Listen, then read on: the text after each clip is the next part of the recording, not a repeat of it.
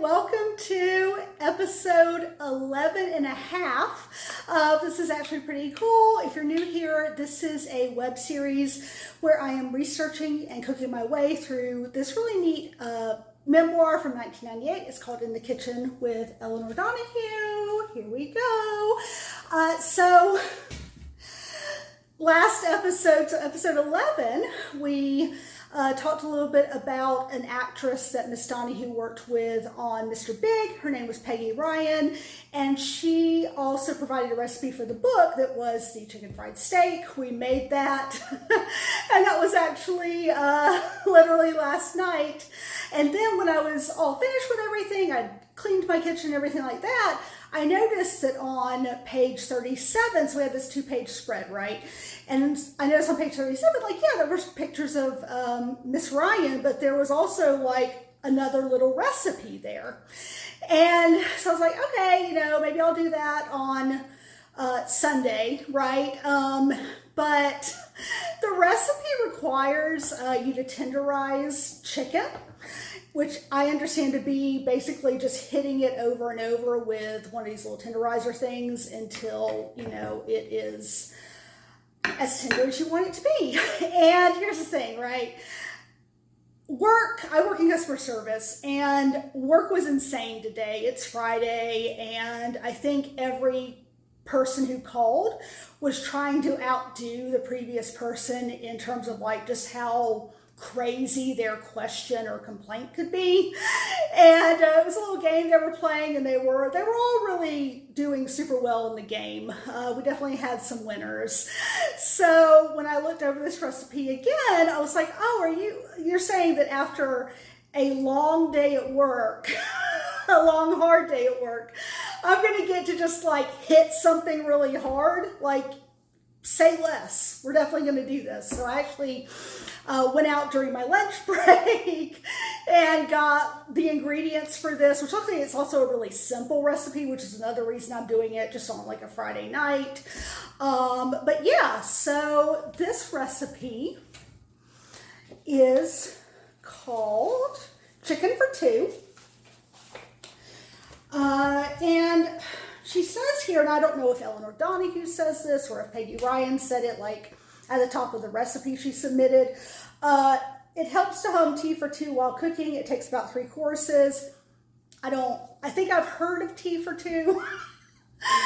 But while you're making the recipe, if you happen to actually know the song Tea for Two, definitely feel free to sing along as you cook. So the big star of this recipe are our 2 chicken breasts here. And we are going to pound away on the chicken until it's thin. So here I go. All right, so the chicken has been tenderized. It was just as satisfying as I knew it would be.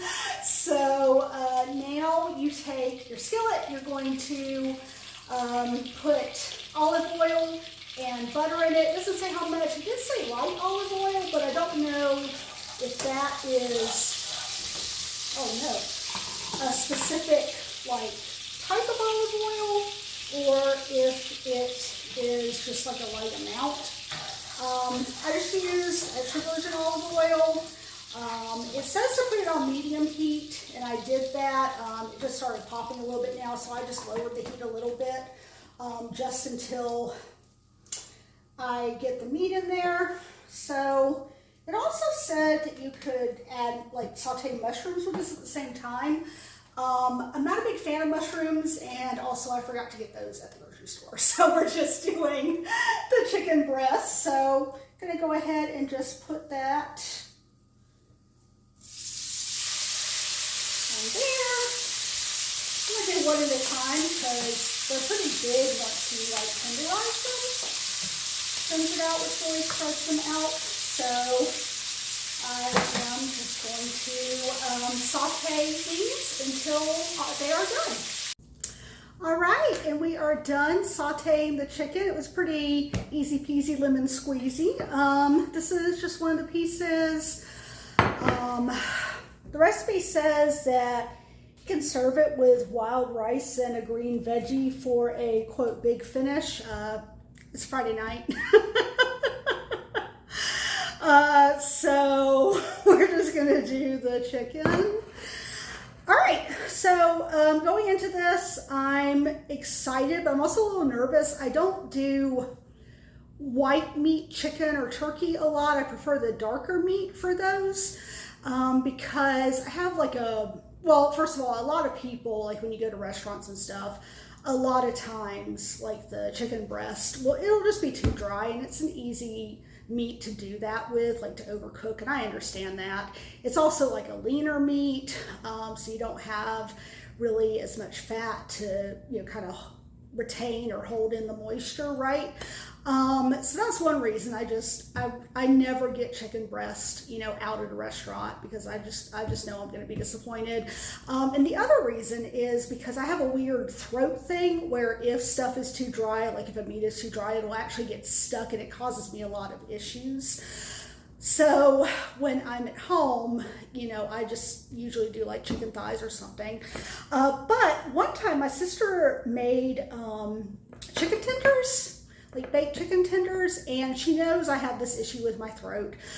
So she tenderized them, and they were actually really good and like really tender. So as nervous as I am about this and it won't be tender enough, I'm excited too, just to see you know, if I tenderized it enough. And I know that the white meat chicken is supposed to be healthier for you than the darker meat.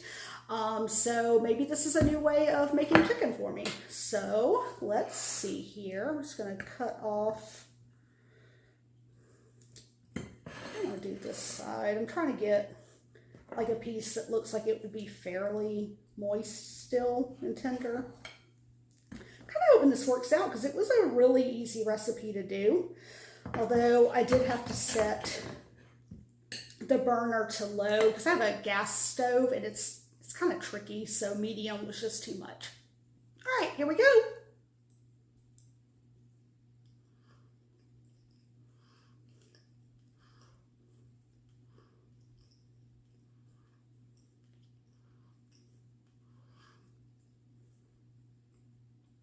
Well, as you might be getting from all my chewing, it's